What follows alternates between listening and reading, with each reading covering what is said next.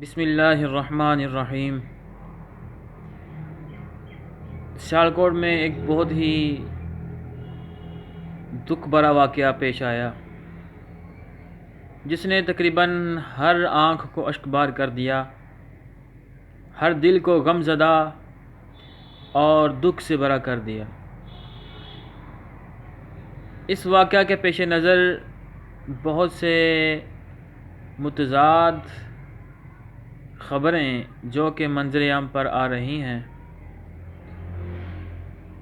ابھی اصل حقیقت انشاءاللہ بہت جلد واضح ہو جائے گی۔ جو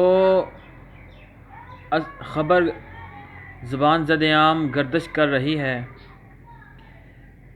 وہ جو سب کے علم میں ہے، آج میں جو آپ کو بتانا چاہتا ہوں وہ یہ ہے کہ آپ اگر اپنے معاشرے میں، اپنے ارد گرد گلی محلوں میں، بازاروں میں نظر دوڑائیں تو آپ کو نظر آئے گا کہ مختلف جگہوں پر عید میلاد النبی صلی اللہ علیہ وسلم کے بینر، فلیکسیں آویزاں ہیں اور اس کے اوپر دھول، مٹی، گرد و غبار جم چکا ہے۔ اس کے علاوہ ہمارے گھروں میں بہت سے ایسی جگہیں ہیں جہاں پر ہم قرآن پاک رکھ کر بھول چکے ہیں، جہاں پہ ہم مختلف ایسے سٹیکر وغیرہ یا پیج وغیرہ رکھ کے بھول چکے ہیں جن کے اوپر مقدس نام لکھے ہوئے ہیں یا چھپے ہوئے ہیں۔ اس کے علاوہ ہماری گلیوں میں جو ڈبے کچھ لوگوں نے مقدس اوراق کے لیے لگائے ہوئے ہیں، ان کے اندر ہم بہت سے اوراق جمع کرتے ہیں جن کے اوپر نام یا آیتیں وغیرہ لکھی ہوتی ہیں، لیکن دیکھنے میں یہ آیا ہے کہ وہاں سے وہ اوراق نکل کر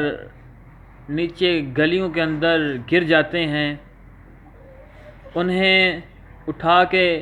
کسی محفوظ جگہ پہ رکھنے والا کوئی نہیں، انہیں سنبھال کے رکھنے کے لیے ہمارے پاس جگہ نہیں، اور اس کے علاوہ اکثر وزٹنگ کارڈ وغیرہ میں نے خود دیکھے ہیں کہ جس کے اوپر نام لکھے ہوتے ہیں اور وہ گلیوں میں، بازاروں میں نیچے پاؤں میں گرے ہوتے ہیں، ہم دیکھ کے بھی گزر جاتے ہیں لیکن اٹھانے کی زحمت نہیں کرتے۔ کیا ہم بھی تو اسی زمرے میں نہیں آ رہے؟ کیا ہم بھی تو وہی غلطی نہیں کر رہے؟ کیا ہم بھی تو وہی غلطی کر کے اسی سزا کی حقدار تو نہیں ٹھہر رہے؟ ہمیں اپنے آپ کو دیکھنا ہوگا، ہمیں اپنے آپ کو پہلے درست کرنا ہوگا، ہمیں اپنے آپ کے اندر یہ چیز پیدا کرنی ہوگی کہ ہم اپنے مقدس ناموں کا، اپنے مقدس ہستیوں کے ناموں کا اچھے طریقے سے حفاظت کریں، اور ان کے نام اگر کسی کاغذ پر لکھے ہوئے ہیں تو ان کو سنبھال کر کسی محفوظ جگہ پہ رکھ دیں، اور ہم بھی اپنے مقدس لوگوں کے ساتھ محبت کا ثبوت دیں۔ دعا ہے اللہ رب العزت خالق کائنات ہمیں عمل کی توفیق عطا فرمائے۔